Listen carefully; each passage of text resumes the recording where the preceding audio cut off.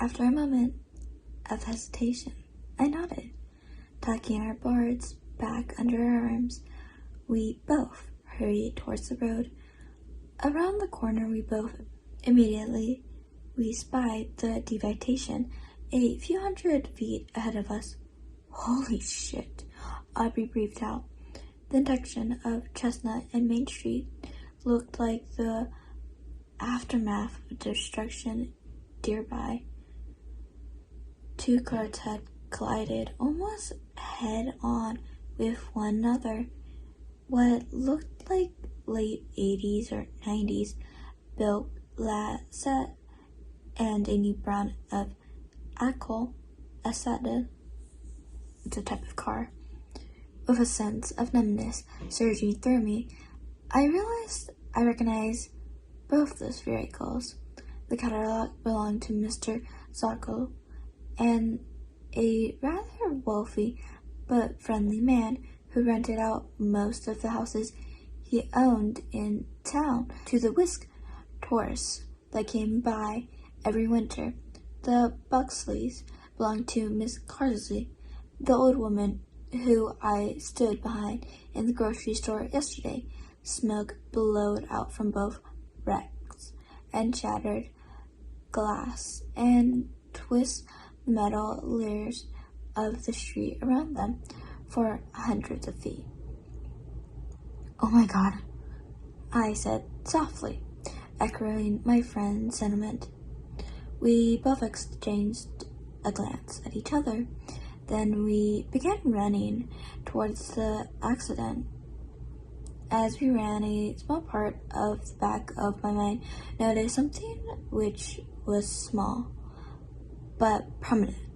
I didn't see anyone else running out of their buildings. Everyone else in town had to heard it. Where were they?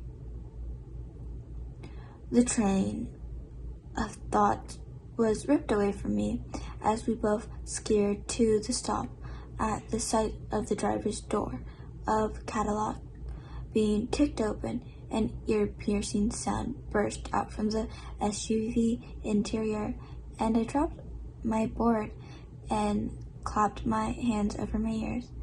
From the corner of my eye, I saw Aubrey do the same, squeaking her eyes shut in pain and stumbling back into the side of the brick building next to us. Even though my hands, I could still hear the sound. It sounded now slightly muffled for a second. I couldn't place it, and then it hit me. It was the loud honking siren of the emergency alert system. But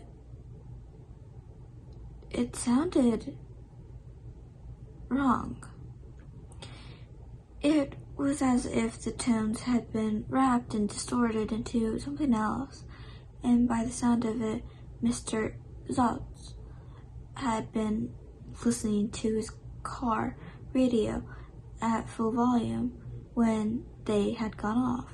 Speaking of which, a figure stumbled out of the SUV, grabbing onto the front door for support. Holy hell! In a handbasket, Mr. Zolks survived that, I thought. I squatted my gaze over to the book, squinting through the spider web of the crack that had become the windshield. I saw a small hint of movement. Then I saw Mrs. Coates lean back in her seat. She must have gashed her head open pretty badly because her forehead was covered in blood. Keeping my hands over my ears to dull the still shrieking tone, I turned and got as close to Aubrey as I could so she could hear me through her hands and over the noise. We've got to help them. At least try, I shouted as loud as I could. I could tell she understood me as she nodded after a second. Then she looked back towards the wreck, and A look flashed across her face, a look I can still remember perfectly. First confusion, then a clear expression of renewed horror. I felt a shiver shoot down my spine. I spun back around to look at what she had seen. I truthfully wish I hadn't. Mr. Zoltz was no longer in his car. Instead, he ran around to the driver's side of the truck. For a split second, I thought it was to help her, until the screaming began. I didn't realize an elderly lady could scream so high and shrill. The busted windshield prevented me from seeing exactly what Mr. Zoltz was doing to Miss Krause, but it didn't prevent me from seeing the sudden fountain of blood which poured out from the coat inside the glass like pain. The sight shocked me so much that I took my hands away from my ears to clamp them over my mouth to keep from screaming.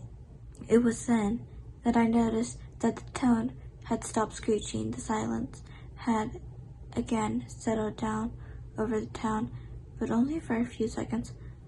Then the sounds had sprang up again, seemingly all over town, were almost somehow worse than the tone. They were the sounds of screaming.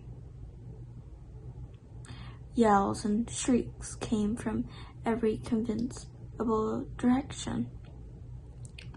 What I can only assume is what the depths of hell itself sounds like. It was as if everyone in town was being brutally murdered at the exact same time, almost as if it were a trigger. Mr. Zoltz snapped his head back from where he had been leaning into the car, and I saw that his eyes had gone completely red. It's as if the capsules in his eyes had burst.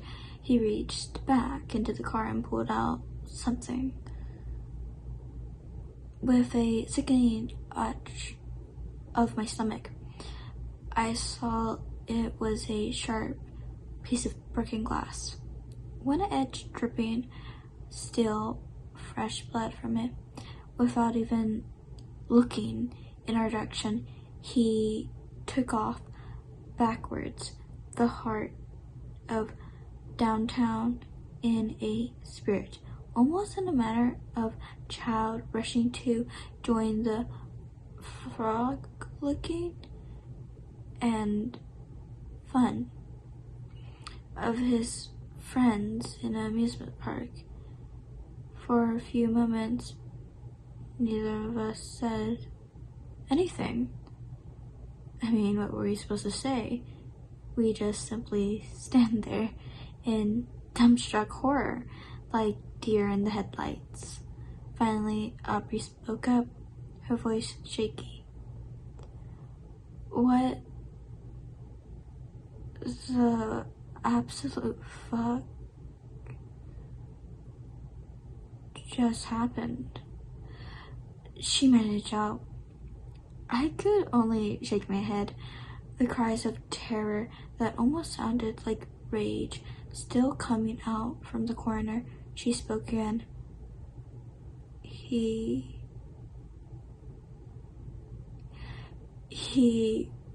killed her. Miss Krause. He punctured her like a cow in a slaughterhouse. Eddie, what the fuck?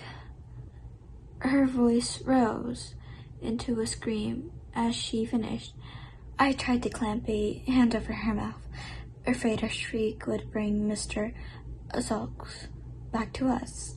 I put a finger to my lips, and after a second she nodded, pulling my hand away. She spoke softer. Eddie, what the hell is happening? I shook my head, finally managing to find my voice. I I don't know.